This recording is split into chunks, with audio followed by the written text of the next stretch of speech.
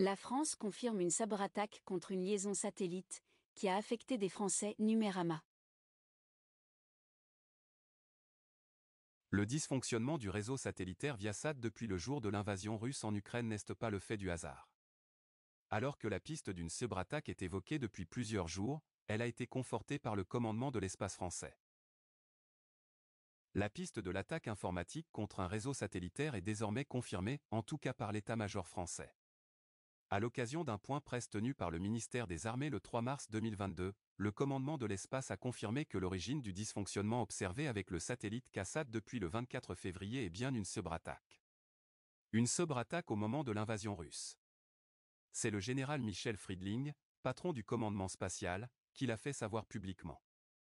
Son intervention, synthétisée sur Twitter par le journaliste Vincent Lamijon, est disponible sur YouTube, fait état d'une opération contre le réseau satellitaire Viasat, qui opère KSAT.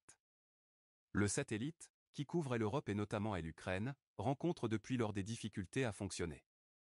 Il est notable que l'armée française évoque cet événement cyber, car le détail de ce type d'incident n'est d'ordinaire pas communiqué.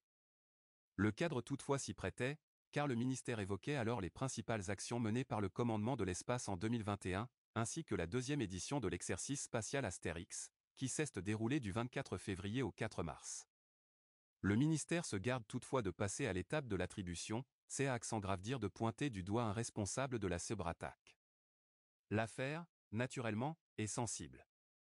Si, compte tenu des circonstances, les regards se tournent vers la Russie, Paris entend manifestement ménager Moscou dans la perspective de maintenir un dialogue diplomatique au sujet de la guerre en Ukraine.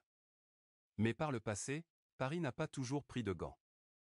En 2018, la ministre des Armées Florence Parly avait rendu public un incident spatial, en affirmant que le satellite russe Louche Olympe s'était rapproché, d'un peu trop près, d'Athéna Fidu, un satellite franco-italien, en orbite depuis 2014 et dédié aux communications militaires. Un dysfonctionnement qui dure. Cet événement cyber, qui a été envisagé très tôt, a été détecté le 24 février, jour de l'invasion russe en Ukraine. Depuis lors, la situation n'est toujours pas pleinement résolue, y compris en France, car le satellite est utilisé par l'opérateur Nornet pour commercialiser des abonnements. Le nombre de victimes dans l'Hexagone est évalué à quelques dizaines de milliers. Dans un point d'étape du 2 mars, Nornet a déclaré que Viasat lui a fait savoir que l'interruption partielle de service sur son satellite KSAT pourrait être la conséquence d'un cyberévénement. Le fournisseur d'accès à Internet a ajouté poursuivre les efforts avec Viasat pour rétablir la connexion, alors que l'incident a lieu maintenant depuis plus d'une semaine. Mise à jour avec l'ajout de la vidéo de l'intervention du commandement de l'espace. Avez-vous la connexion Internet la plus rapide de la galaxie? Les dernières infos sur le conflit entre la Russie et l'Ukraine. Starlink en Ukraine. Elon Musk craint que les paraboles ne deviennent des cibles militaires. La Russie ne coopérera pas avec l'Allemagne, dans l'IS à cause de la guerre en Ukraine.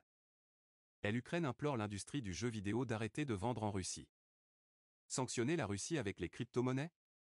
Ça n'est pas si simple. Les satellites OneWeb vont devoir faire sans la fusée Soyouz et les bases russes.